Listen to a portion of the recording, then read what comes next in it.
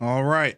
I think we already talked about it. This is not going to be a super long show. We've got just a couple stories we're going to run through this week, right? Yeah, that's right. But I think, there's a lot of interesting dynamics going on. Just I'm not sure how they all fit together, but we should talk through them and just see. Part of the fun of it is just kind of exploring where it goes. Yeah, these are 4 stories that I think tap into different stories over the last, 12 or 13 shows we've touched on. Not a lot of I don't know. I mean, there were a couple of venture backing events, but I looked through them. I didn't see anything that felt like all that significant. Yeah, VC is quiet. VC, it's a quiet time in our industry. So anyway, let's go ahead and dig in.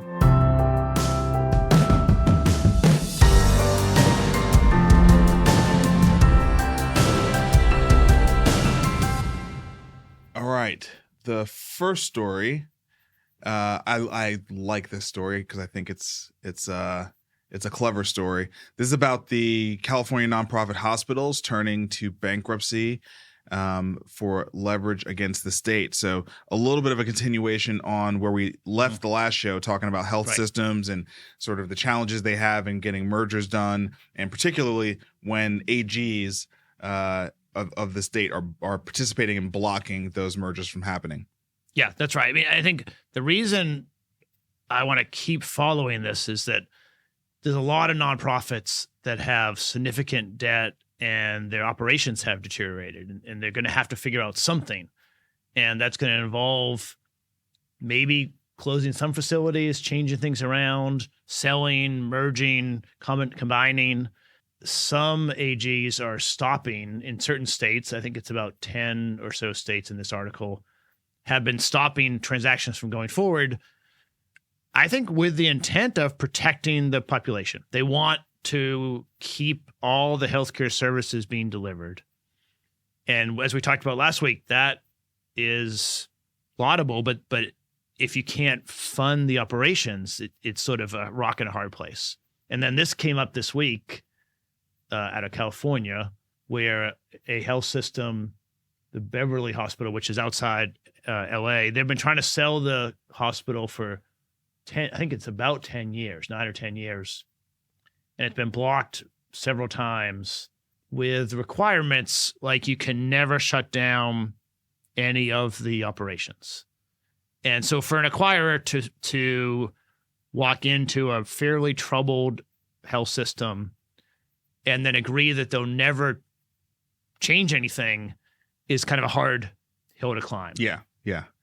So it was a group out of North Carolina, American Healthcare Systems Foundation, that has been trying to purchase the Beverly Hospital. And after they filed for bankruptcy, they were able to get the AG's office to put together the acquisition. So, yeah, I think the fact that it was in bankruptcy somehow changes the requirement for the Attorney General office to negotiate in a more constructive way, or at least get to the table and get a deal done. Yeah, I mean, it's kind of like, a game of chicken, right? With these hospitals and with these AGs, where they're saying we need to merge, otherwise we're going to go out of business, and the AG is saying I'm not sure I believe that, and you need to just keep providing care.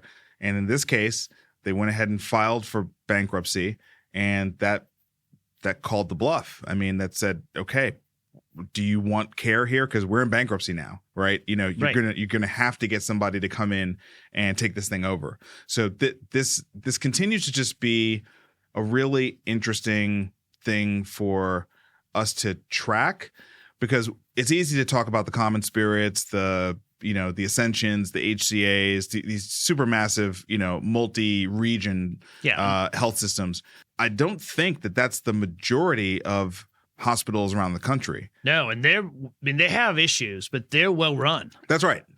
Yeah. And they're almost like too big to fail. I mean, someone is going to come in and bring in some capital, private equity, or big government bailouts. Something will end up happening in those cases.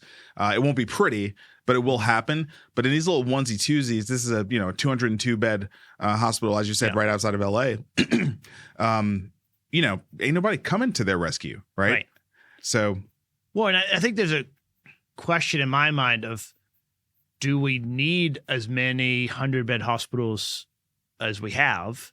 I'm not sure that I know. I certainly don't know in LA if this hospital is needed. But I think that it's we need to have some mechanism where we can get transactions and get companies reorganized. Yeah, and I think the reality is that we, for those of us on the inside of healthcare innovation, we're thinking of and aware of all the different models that have been emerging. But, what's the truth about hospital at home? It's still so early. It's still being piloted. It's now in the hands of large organizations like Amedisys or, the Medically Home, group. They're partnered with big groups like Cardinal Health because they can handle a lot of the logistics and the delivery of things. But at the end of the day, like if you actually look at how many patients are on that platform, not that many. It's not real. It's not even real yet. So, we can talk about, do we need that many hospitals? But you got to have a bridge to something new. You got to have something new that's proven to work. And until then, even from the case of like, what do patients know to do, right? I mean, they know to go to the emergency room. They know to go to the hospital. That's what they know when it comes to, acute, emergency-based situations, and even chronic situations. I mean, the hospital is what they understand.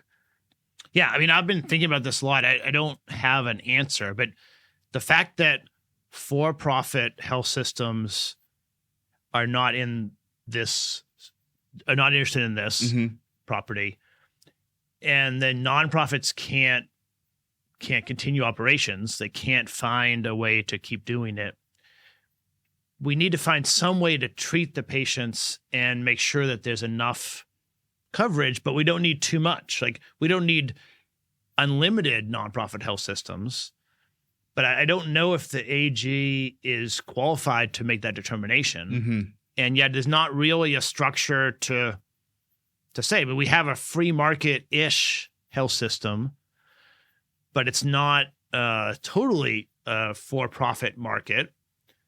And we don't have a government-run system like they have in Europe. So we're kind of in the middle. And I think this is a good example of where the market was not functioning, and they utilized the bankruptcy law as sort of a tool to get something done. And we were talking about a Minnesota deal that got squashed last week. I think we're going to see this battle kind of happen a lot. There's a lot of health systems that are in trouble. There's a lot that are going to be fighting with various AGs if they're in a state that is concerned about the population, which should be every state, but is unequally balanced. And this seems like a tool that's going to be used more and more often because it worked in this case. Yeah. And so what they had to go to is like commercially reasonable terms. Right. Phrases like that. So they committed to keep the facility open as long as it was commercially feasible or something like that, which, is pretty standard language with a lot of outs in it. We're reading this from the Wall Street Journal. The Chapter 11 filing in April gave the hospital operator some leverage against the state's attorney general, who has the authority to mandate prospective buyers to maintain costly services such as emergency and charity care, and to accept patients covered by government-backed healthcare programs. So you can kind of get a sense of like where the fundamental issue is, right? Yeah, it's saying, okay, in order for you to have the opportunity to purchase this, you have to agree to X, Y, and Z. Basically, you need to be the kind of community partner we expect from you, irregardless of like the viability of doing those things. That's right. You have to keep the ED open, emergency department open. You have to take California Medicaid. I haven't looked into it, but and charity care. And charity care, right. And you have to do stuff for free. Yeah. And there's probably a reason that this system is struggling. Likely it's location or the patient referrals that happen into the ED are, probably not a lot of commercial or self-pay there. It's probably a lot of Medicaid or charity. And if you don't get reimbursed very much, you can't run the hospital. Yeah. So this is just going to continue. From a healthcare venture perspective, I don't know about you in the deals you've been looking at, in your fund lately, but I mean, for us, it's been interesting to kind of come basically to the end of our first fund and, look at what we've been able to invest in that actually helps the health system. I think we've got one very clear company time study that is totally focused on, efficiency and delivering time studies and helping understand what are our people doing now, right. and let's make them more efficient. Yeah. So there's like a compliance, reason for that, but then there's also like an operational, excellence reason for doing it. But we've looked at so many companies that are talking about selling to health systems, and I think the more that we learn and we have partners and we have friends at these systems, and we go to things like the AHA summit every year, and just the more that we learn, the more we realize the foundation of this market is so soft right now that it's hard to get a good sense for where you can invest and reliably provide value to them, because there's so many fundamental issues. There's so many hair on fire issues, the payer mix issue, the 340B issues. I mean, so many much bigger issues that have to do with your interface with both the government as a payer as well as commercial payers. One of the big stories that's been, going on, it was just, talked about is denials, right? I mean, it was a big conversation at HFMA this year, and volume is up, but so are denials, right? And so how do we sort of navigate that? And, I'm not picking a side. I'm just saying, like, these are the continual issues that are in place. It's very hard to go to an organization when they've got so many fundamental issues and talk about, I'm going to improve stuff for this segment of your population, or I'm going to help lower your costs here, or whatever. I mean, even if it's really valuable, I just am finding it to be very, very difficult. Furthermore, it's also very hard when the solution is not very robust and mature, and it's hard to get it to be robust without getting uptake. So it feels like it was easier in the past, but as things get more difficult for health systems, it's just getting fundamentally harder to effectively sell innovations in the health systems. At least that's my perception. Yeah, I mean, I think that it's always been true, and I think it continues to be true, that kind of the value network or how hospitals or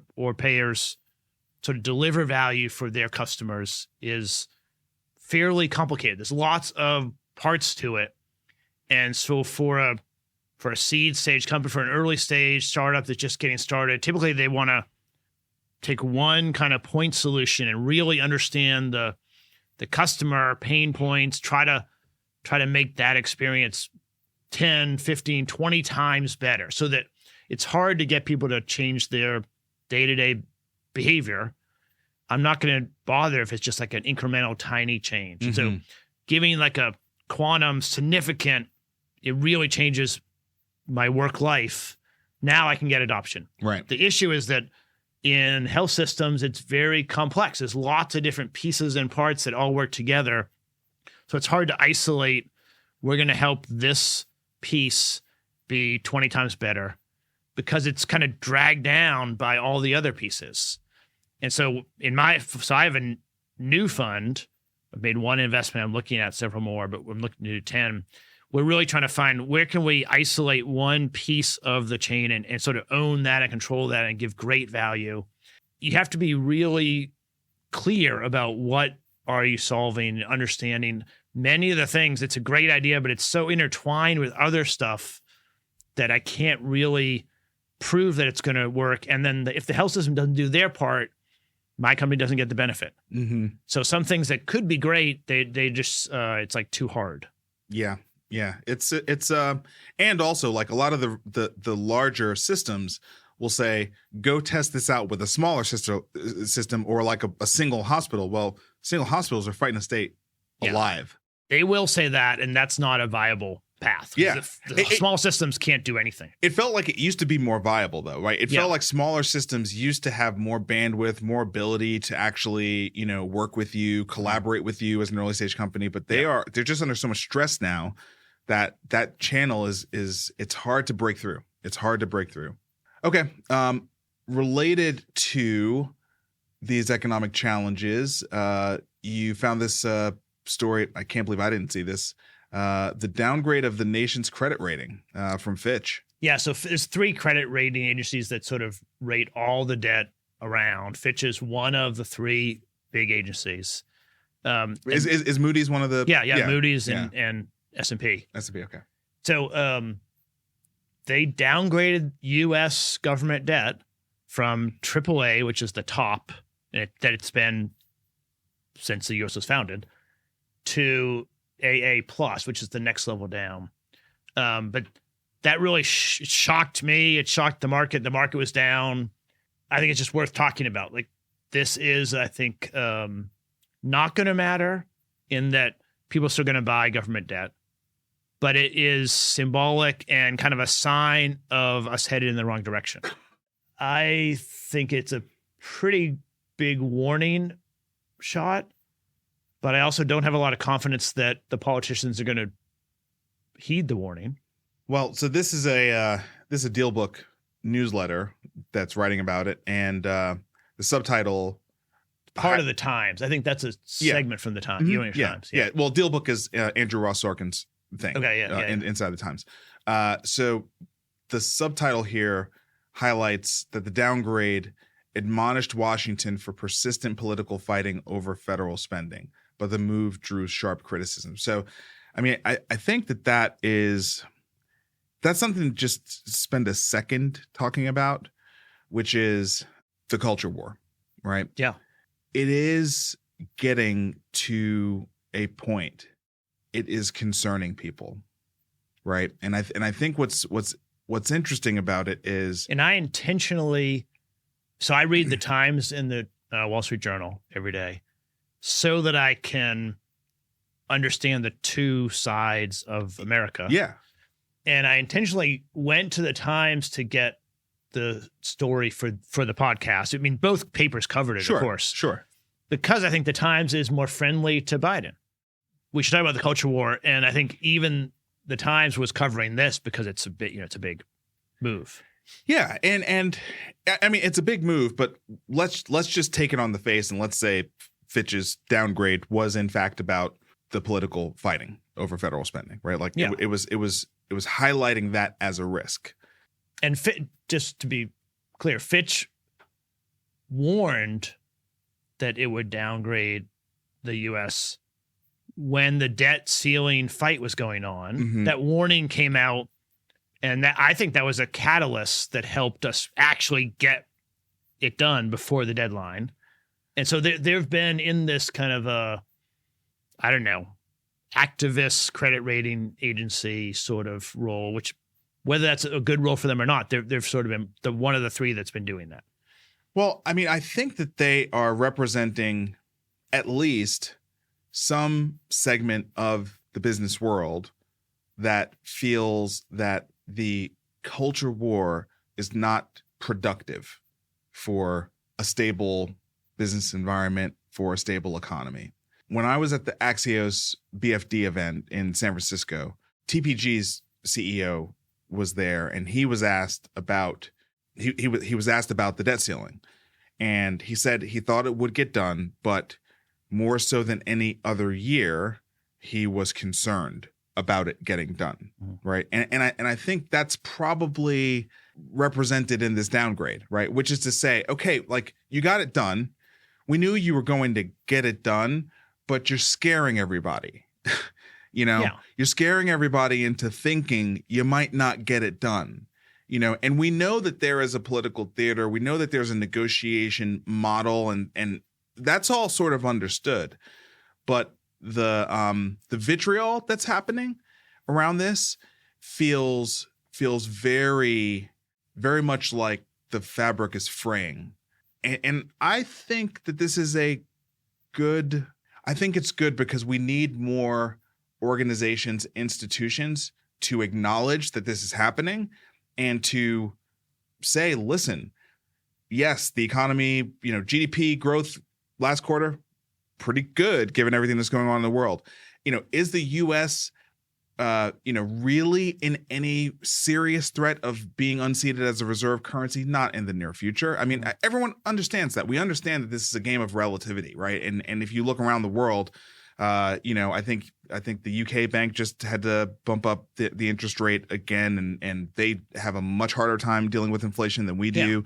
Europe's got all sorts of problems. We're the France least bad. We're the least bad place. That's we're right. Not good, but we're the least bad. Yeah, and certainly in the Western world right now. I mean, the Western world's kind of really, really weak right now. So no, I mean, I don't believe that the U.S. is in any risk of not being the world's reserve currency in the near future, right? So let's just go ahead and say that, relative to all the other options that we have in the world. However, in a battle against itself, right? In a cohort against its former self, it's not stacking up very well, right? Against itself. Right. From 10 years ago, 20 years ago, right? It's yeah. I mean, I think it's sort of Fitch's job to rate the U.S. debt on behalf of the debt holders. And I think what they're saying is whichever side you happen to sit on, the two sides shooting at each other is not good for the debt holders. What's needed is the politicians to be adults and actually create a workable plan that no one is that happy with, but that everyone can live with.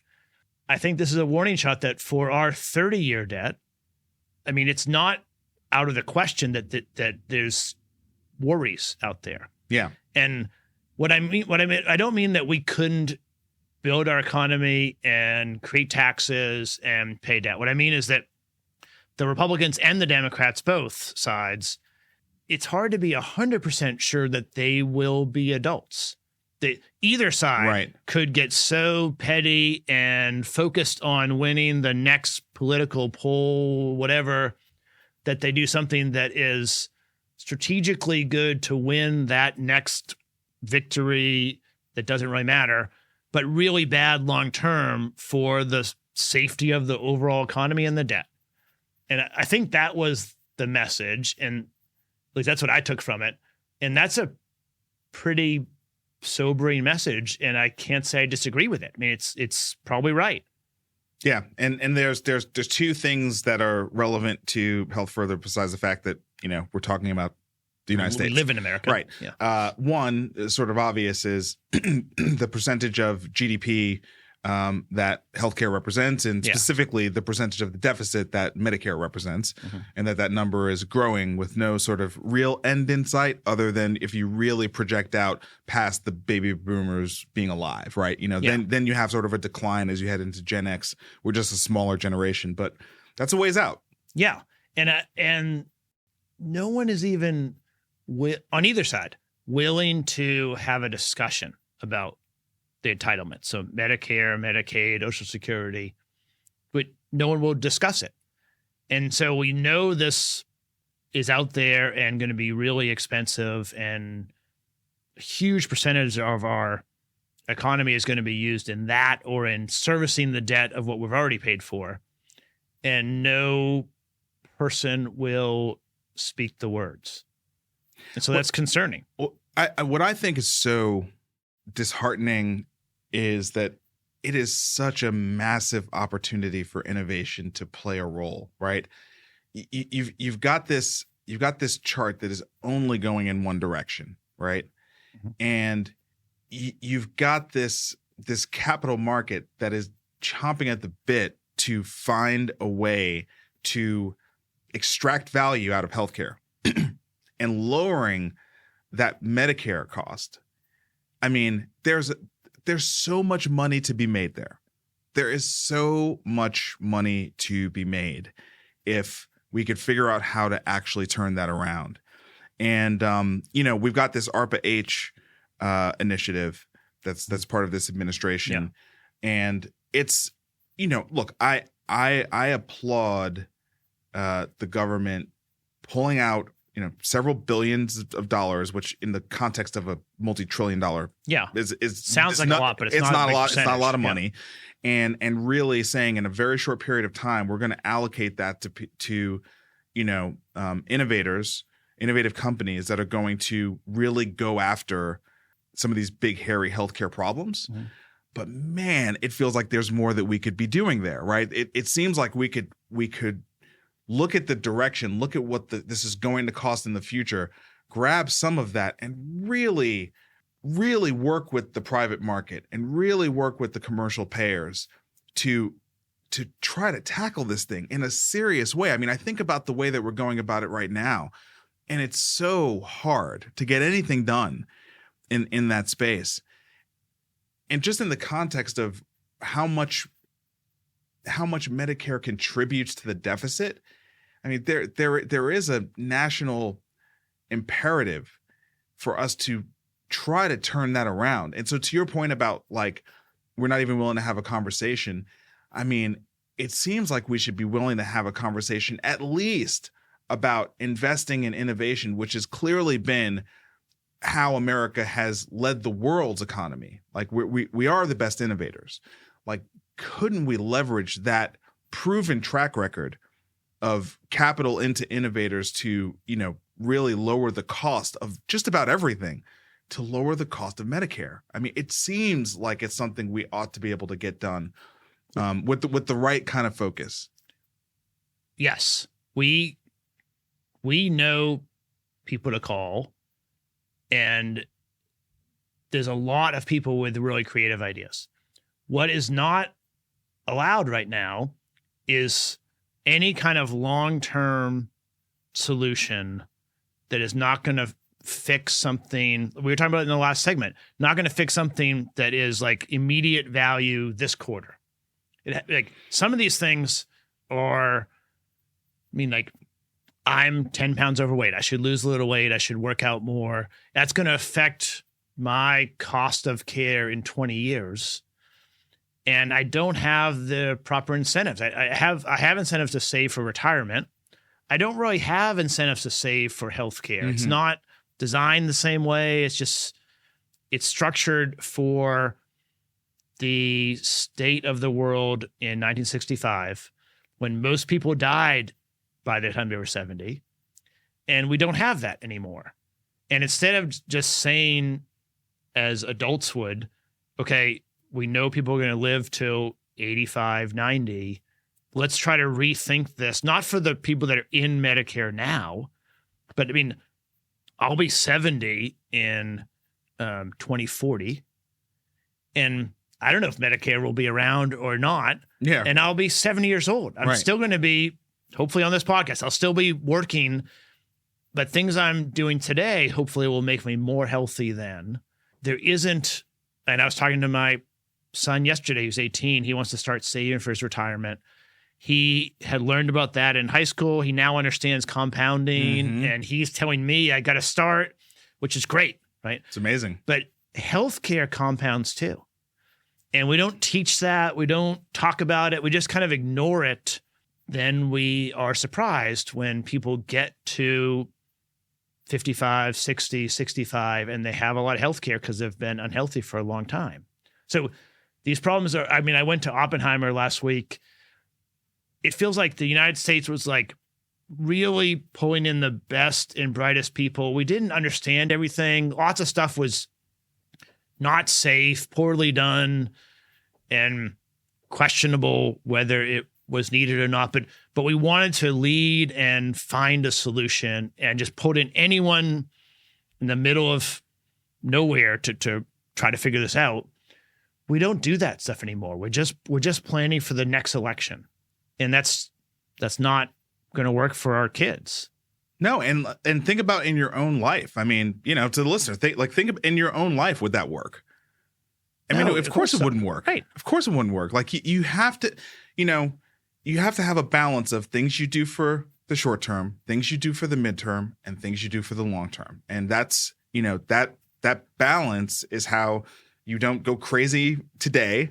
You're also a step ahead of what's coming up next week, but also in the years to come, you're being kind to your future self. Yes. Because if you're old enough, like you start to get the sense of future self is a real self. You know, like I am future self of an old Marcus. Wishes that 23-year-old Vic, maybe slept a little more. Right. Exactly. So I think there's just something around that, and you know, you could say that this downgrade from Fitch, you could isolate it to the bad behavior in DC politically, but I think there's also and this could be a symptom of the bad behavior. In fact, it could be argued that it absolutely is. But there's also just this unwillingness to actually try to change things for real, right? Everything is more oriented around maintaining and kicking things down the road than actually going after something for real. And I think that there's something about the deficit and the charts only going sort of one way, and then, you know, when you layer on really, really bad behavior, it should indicate at some point, we don't know when, but at some point, America is setting itself up to run into a wall, right? I mean, that's kind of what we're doing. If we believe the things that we tell ourselves in our own lives or the things that we tell our children, right? We don't know when. No one can sort of point to the time on the calendar when it's going to hit. But the compound effect of this behavior, this bad behavior, this kicking things down the road constantly, with the only solution being manipulating currency.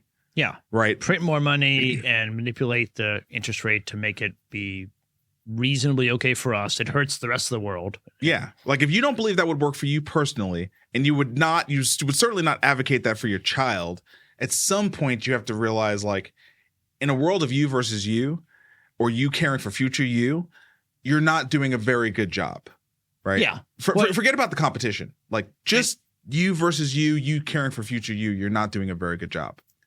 I want to come back to where you started, because I think you were really close to something that I've been trying to think through, which is, I don't think the political parties on either side, okay, so Republicans and Democrats. I mean, you haven't heard me call out a particular party. I just said the culture wars. Any of them actually want to solve the problems that we face. And so we have two parties that are sort of rallying their talking points to raise money, to get out the vote, to sort of drive them back into office. But I don't think they're actually trying to get to a solution. So, I mean, I'll step into this and get a bunch of hate mail, but I mean, I think gun control is the easiest one. Like, there are multiple things. I mean, we live in Tennessee. Like, I have a ton of friends that hunt all the time. Sure, of course. That love their guns, and no one's trying to take their hunting away, right? But an AR-15 with no background checks, like, the general population of either political persuasion, there's a certain set of things that you could agree on if you all sat in the same room. And yet it would stop getting the vote out. It would stop raising money. It would, for both sides. I mean, and so both sides want the topic to sort of be perpetuated for their own selfish reasons. And so it is. Then we never get to any solution. Their job is supposed to be to create laws that are reasonably good for the society. And I don't think they're doing that job. So I think we will look back and say this was a sign on the way towards the cliff. Hopefully we will pull back before we go off the cliff. Well, you know, I would say the responses to the downgrade, which are predictable and understandable, you know, Treasury Secretary Janet Yellen called the downgrade arbitrary, noting that Fitch has shown U.S. governance deteriorating as far back as 2018, but hadn't moved until now. The American economy is fundamentally strong, she added. So, you know, true, but not the point. Correct. Right. True, but not the point. And also, how many people would say that we are in the same place from, you know, political bad behavior? That's 2018. It's not even the same world. Right. It's literally not even the same world. So, so yeah. And then you've got Paul Krugman and Larry Summers also calling, the move bizarre, saying, I can't imagine any serious credit analyst is going to give this weight. So, those responses, which I think are more pointing to the fact that we may be bad, but we're the best that you got, right? To me, that's really what's being said here. It doesn't deal with us on our own scale, us versus us. It's avoiding the point. Yeah, it's avoiding the point. I think that there is no other AAA rated country-backed debt that has debt to GDP over 100. Right? So like Singapore, Norway, Finland, they are rated really strong, and they're like 25%. And now we have a very dynamic, very strong economy. It maybe can outrun 120% debt to GDP because GDP could, in theory, grow. But I think the point Fitch is trying to make is that we have to actually try. We have to try, and we're not trying. Let's move to the next story. This was a big headline this week. CVS cut 5,000 jobs. I think you did the math. They have 300,000 employees. Mm-hmm. So, it's a little north of 1%. But I mean, when we compare it to the average percentage haircut that the tech companies were doing in the first quarter, which was 7%, it's really not much at all. We have to put this in the context of two major acquisitions that they did in Oak Street Health and Signify Health, which I think combined were about $20 billion between the two. And so, it's weird, right? I mean, all layoffs are sad, but I think in the context of all of those things, this feels really just like they're just tightening up the ship and working on integrating these two new, really important, pretty expensive assets that they purchased. And, and it also sounded like these jobs were not consumer facing, out in the street. Yeah. They were like back office corporate jobs. Yeah, it doesn't mean it's any sad. It's any less sad. Yeah. But. I mean, for those 5,000 people, it's sad. I'm worried about the job market. I mean, other people think it is hot. I think it's going to be a challenge in the next 6 months. But CVS, I think, has been sort of pivoting over the last 8 years from, your convenience store with a pharmacy to really a healthcare company.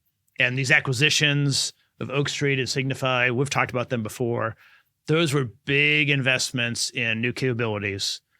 And I see this as sort of a continuation of that. They're sort of reorienting themselves to be a healthcare company that's delivering care, and they also have an on-site location for urgent care, and you can get your meds there, and then they have convenient goods you might pick up. So I think they're shifting.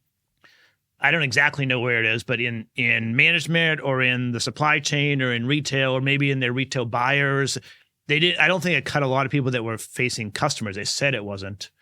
And then they came out with earnings the next day, beat earnings, but their acquisitions are being incorporated. Oh yeah, we have a report on it. So stronger demand, increase in revenue, they beat earnings, but they were cautious about forward guidance. Mm-hmm. And they were discussing all the expenses related to these acquisitions being integrated. So I think it was partially sort of getting the layoff out in front of that to have like all the news at the same time be out. And sorry about all the coughing, guys. I'm just fighting a little cold here. But I had it in episode 2 or 3. So yeah, I know. It's about time for me. So you said something interesting that made me think. You said over the last 5 to 8 years. And, I can remember. So we've been doing this full time for 9+ years now. Yeah. And I can remember it since we started working together when CVS stopped selling cigarettes. Yeah. So that was the first public thing they did in recognition of this is not healthy. This is not, right. So that's been in the last 10 years. So I think I wanted to point that out just to say we talk a lot about United Health Group as, for whatever you want to think about them, just coming back from the conversation we just had, that's an organization that is going for it. Okay. You know what I mean? They're not trying to do little incremental things here and there. Like, they are going for it. They are trying to build the healthcare company of the future for the United States. And you have to at least applaud the ambition and the moves that they have consistently made, really, in their case, for multiple decades. The reason why I'm bringing them up is I think when you look at CVS, the market talks about how they constantly disappoint, blah, blah, blah. I think they deserve a lot of credit for what they've done over the course of 10 years. You go from a drugstore that was really very convenience-y store. You were selling cigarettes 10 years ago to, let's look at the moves they've done. They've rebranded to CVS Health. They bought Caremark. Caremark was even before that. Yeah. And that's, if you don't have, so like Rite Aid is going to die. Yeah, for sure. And it's because they don't have the PBM. PBM, yeah. And so CVS has Caremark. I think they changed their name just to CVS now. But and then United has a PBM. Cigna has a PBM. I don't know if Walgreens has, but without a PBM, it's really hard to be a pharmacy now because they just sort of like transfer pricing you out. Right. But anyway, yes, they've been pivoting and they're having to survive in this public market quarter to quarter. But I think they have a longer view on things. Yeah, well, hold on. Let's keep stacking the things. Yeah. So stop selling cigarettes, change your name to CVS Health. As you said, bought Caremark. That feels pre 10 years. Yeah, right? yeah. Caremark Caremark was in 2010. Yeah, something like that. That was a while back. Yeah. Merged with Aetna. Yeah. Massive move, right? Huge. So that put them in the payvider world, right? Bought Oak Street, bought Signify, really, pushed for CVS is Minute Clinic, right? That's their brand. Yeah. They were one of the first to be urgent care Minute Clinic. Yeah. And then doubled down on that with the Health Hub idea, which I've been to a couple of Health Hubs now. They have one in DC, and they're I haven't been to one. Yeah. They're pretty impressive. I mean, what they're clearly you see the aspirations of what they are trying to do, how they are transforming their space. Now, having bought Oak Street and having Signify, I mean, that's a lot of moves in a 10-year, and if we add Caremark, let's just we'll call it 15-year. That's a lot of moves in a 15-year window to position yourself to be a healthcare company of the future. To me, it's really, really impressive. To me, it's impressive. Yeah, that's right. They have a long-term strategy and they have like quarter-to-quarter execution.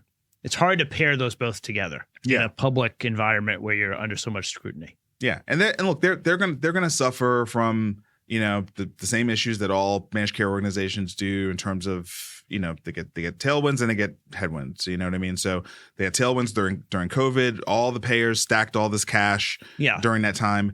They did these acquisitions. Right, exactly. They spent $20 billion and bought two, future-proofing companies. Yeah. Now for our health system friends, reimbursements coming back. Yes. Utilization's coming back. Yes. Patients are more sick.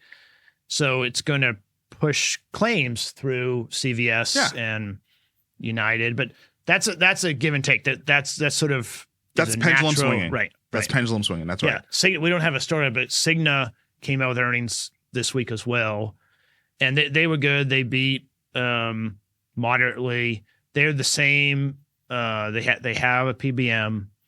They're seeing costs rise a little bit, but they can withstand it. Mm-hmm. They're behind, I'd say. They're trying to more follow the UHG playbook, but they're with Evernorth behind. With Evernorth, yeah, exactly. Yeah. So, well, they just don't have the front door footprint. Right. They don't have the front door compared to CVS, and they're just 10 years behind Optum. Yeah. But they're working on it. But they're building the same platform out. Yeah. That's right. Okay. And then final story. Oh yeah. Thanks for the reminder. Vic had to remind me that it's time to go to a break before we hit our last story. So we'll take a break and send it to Doug, and then we'll be right back. Thanks, guys, for the opportunity to talk about our pre-seed fund, Jumpstart Foundry. My name is Doug Edwards, CEO of Jumpstart Health Investors, the parent company of Jumpstart Foundry. We're so excited to be able to talk about early-stage venture investing, certainly the need for us to change the crazy world of healthcare in the United States. We are spending 20% of our GDP, north of $4 trillion a year on healthcare with suboptimal outcomes. Jumpstart Foundry exists to help us find and identify and invest in innovative companies that are going to make a difference in healthcare in our country. Every year, Jumpstart Foundry invests a fund, raises a fund, and deploys that across 30, 40, 50 assets every year, allowing ease of access for our limited partners to invest to help us make something better in healthcare. Some of the benefits of Jumpstart Foundry is there's no management fees. We deploy all the capital that's raised every year in the fund. We find the best and brightest, typically around single-digit percentage of companies that apply for funding from Jumpstart, and we invest in the most incredible, robust, innovative solutions and founders in the United States. Over the last 9 years, Jumpstart Foundry has invested in nearly 200 early-stage, pre-seed stage companies in the country. Through those most innovative solutions that Jumpstart Foundry invests in, we also provide great returns and a great experience for our limited partners. We partner with AngelList to administer the fund, making that ease of access not only with low minimums, but the ease of investing in venture much better. We all know that healthcare is broken. Everyone deserves better. Come alongside us with Jumpstart Foundry, invest in making the future of healthcare better and make something better in healthcare. Thank you, guys. Now back to the show. All right, we're back. Final story. We're bringing back the Ozempic because I don't know, every week it turns out that this drug can solve another 3 things, not one thing. It's a magic thing. This makes sense that Ozempic would not just help with weight loss, but it would also help with addiction. You could say that, weight gain could be derived from some addiction to eating. Addictions typically are sort of dopamine issues, people just not having good dopamine regulation and needing dopamine all the time. You probably I think you get a dopamine hit when you are hungry and eat food. So the GLP-1 pathway, it makes sense that it is tied to making decisions and sort of driving behaviors. Mm-hmm. And if you change that, you feel less hungry, but you also have other things you're addicted to. And so it's a video, so we can't really play it, but it's a Wall Street Journal study about or aggregation of lots of medical research that's early. So it's not ready for human consumption. But there's a bunch of clinical trials going on. Yes. That's the key. For behavioral health and addiction. And I watched the video, and it's pretty easy to follow along and make the connection. So if you wanted to see the video, Wall Street Journal, just look up, here's the headline: Ozempic's other unexpected side effect is all in your head. We'll obviously put the link in the show notes. But yeah, I mean, look, it really does make sense that so many of the issues that people struggle with from a behavior perspective are tied into dopamine and dopamine regulation and, just being sort of addicted to dopa hits. Yeah. I mean, I was at a panel thing yesterday and we were talking about behavioral health in virtual care. And then we were saying it, behavioral health, if you're depressed, if you're anxious, if you're dealing with all of these behavioral health things, sometimes it sort of presents in you being really lethargic and not exercising, or you might eat much more ice cream or more pot. Like, people have different ways that they kind of self-medicate. Mm-hmm. It's not always self-medicating with an opioid. That's right. You might take a drink. You might eat chips. And it's not necessarily you're hungry. You just are like trying to distract yourself. And so behavioral issues, I think, are intertwined with health and diet and eating and everything. So I think it does. It fits. It makes sense. Yeah, and we're learning more now about those behavioral issues having real brain chemistry drivers, and that it's not just us. Kind of all animals. They do the test with rats, and it's like, there it is. If you address this GLP-1 issue, you can manage the dopamine, the response to the dopamine, and it just kind of makes you more content with things the way they are. It just sort of, brings down your response to the dopa hit. Yeah. So, I mean, if we can get it where it is a intervention that helps me lose weight, say, it helps me get onto much better habits, and I lose 30, 40, 50 pounds. Now I can go on a walk more easily. Now I can eat, and then I can titrate off it and like ramp off it.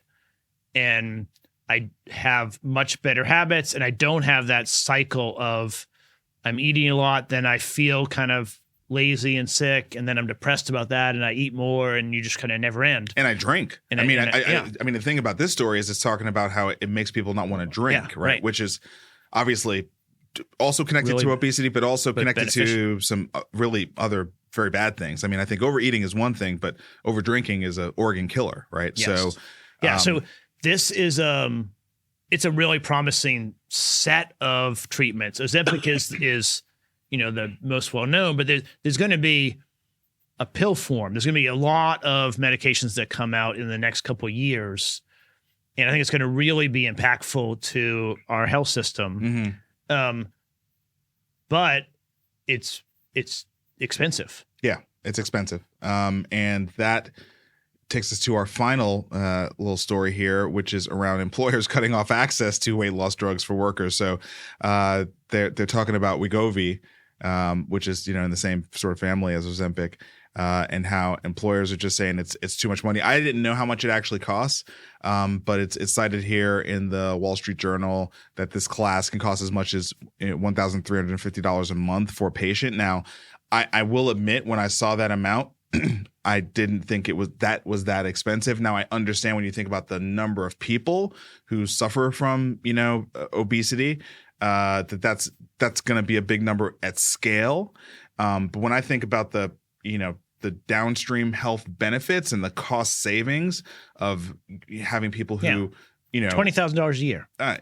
So if you don't need a new hip, we're done. That's kind of my point. That's my point. Never mind the cardiac care, the COPD, right?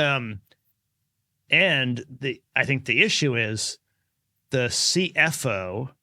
I can imagine a CFO saying, "Listen, CVS has 300,000 employees. We have 300,000 employees. X percentage are obese. 25% at least. Yeah, more than that probably, but 25%. So 75,000." Want this, and I got to pay $1,300 a month, so that's $100,000 a month. No, it's $1 million a month. $1 million a month. Yeah. How many of these people will still be here when I get the year, 2, 3 years from now health savings? Right. Well, my churn is X, and it's just a math equation. I think they're saying I'm not sure the benefits will accrue to me, but this goes back to you're saying we should sick entrepreneurs on working on it. It's a time and incentive problem. There's no question that if someone is obese and they get on Ozempic and they lose 40 pounds and they're much healthier, and then if they can get off it and sort of not pay that the rest of their life, which I think is not that well studied, but hopefully they're not on this drug forever. They'd be much healthier, more productive, and they'd be less expensive across a 10-year period of time. So now we're just talking about who's going to get that benefit? Part of the issue I have with employer-based insurance is, one, it gets underwritten year by year. And so there's really no benefit for anyone to think longer than a year. And two, you can't take it with you. If I could have my own personal insurance, I might have 5 jobs in 10 years, but I can take it with me like life insurance, then I'd have much better incentive to reduce it. But we don't have that system. So it's a misalignment of things. And so for now, employers are declining. And I think this is going to be a trend. There's going to be a lot of drugs that come to market that are very effective and somewhat expensive. if you have a 1-year time horizon, Yeah. but really effective in a 20-year time horizon. And we don't have payment structures for that. Well, this is very much a continuing story because we didn't really go into it, but at the end of that video, they even show off some of the early indicators that Ozempic could be beneficial for holding off Parkinson's and Alzheimer's, which they're sort of connecting everything back to this GLP-1. And how it has all of these benefits. So this is going to continue to be a story. I mean, as we continue to find out what this drug actually can do, we'll eventually figure out what the side effects are. But gosh, it really is tackling so many big problems that we have. And, I, for one, am very excited to find something that can work, can be affordable, and can really start to make a dent in some of these American issues that we have. I think for our population. It's going to be incredible. And then GLP-1 is one of the pathway signals. Yeah. But I was trying to study about it last week, and there's a lot of science, but there's lots of pathways related to diet and the feeling of being hungry, and then how you process food. Mm-hmm. And with CRISPR and AI and all the protein folding stuff Google's doing, I think there's going to be a lot of new treatments that come out, which is wonderful. Not many of them are going to have a 1-year impact. They're going to have a longer term benefit that we need to figure out. Yeah, and we also need to figure out how many of these things can actually get to market. I mean, I would love to see the backstory on how this particular drug got to market. There was a gathering, and I'd like to actually go into it on the next episode, but there's an article in Stat that talks about some of the challenges that the biotech industry is currently facing, just because there's so many assets that are living in universities across the country right now. They can't get any capital. The regulatory pathway is pretty difficult to move through. And it just seems like we're on the precipice of so many incredible breakthroughs from a science and a technology perspective. Pharmacological, cell-based, autologous, it just so many things that we could be doing, but they've all got some type of barrier to advancing to a place where we can actually use them. And what is going to be the answer there? It's not clear that in a post ZERP world, where the interest rate ain't going back to zero anytime soon, that the capital markets are going to be accepting of kind of the non-productive, economic model that biotech provided, right? And so I think we have to sort of rehash that entirely. Yeah, and I think that's an entire show, but I think Ozempic, I believe, came out as a diabetes drug, and now it is, I think, being done mostly off-label, but it's being prescribed for weight loss. Mm-hmm. And so I think that's one pathway that you pick a market, but then it broadens over time. Mm-hmm. The other thing that will make this a longer conversation is I think there's a lot of longevity interest in individuals paying for biotech to create things that can be an interesting pathway. Because there's a lot of, it's a K-shaped economy, right? There's a lot of people that are suffering, but there's also a lot of people that have made a ton of money in the zero interest rate environment that now want to live forever.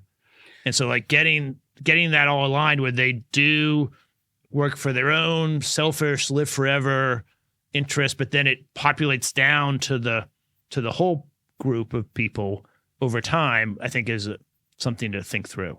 Yeah. I think the FDA is important there because I think there's a lot of, forget the longevity world, there's a lot of athletes today who would like to have access to stem cells, for example, and that's illegal. You can't do that today. You can do PRP, but there's really strong limitations on what you can do to cellular matter and actually put it into the human body today.